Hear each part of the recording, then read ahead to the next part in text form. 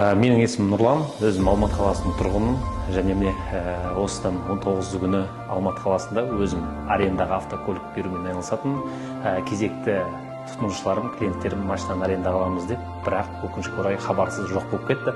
Сондықтан сол күні мен хабарға шыққаннан кейін Алматы қаласында барып, полиция қызметіне өтініш арыз қалдырған болатын, бірақ еш нәтиже жоқ. Және Instagram желісін пайдалану арқылы сол жаққа өзім көмек сұрап жазған едім. Шымкент қаласының тұрғындары көрген білгендер бар екен менің автокөлігімді. Сондықтан да мен өз бетімше Шымкент қаласына ұшып келдім дағы, осы Шымкент қаласының Абай ауданындағы полиция бөліміне, қызметкерлеріне хабарласқан болатын. Және олар 20 күні кешкісі ұшып келдім, бірден соларға бардым, және олар маған көмектесіп, автокөліктің, менің Hyundai Sonata автокөлігімнің шынымен де Шымкент қаласында жүргенін анықтап, және үшінші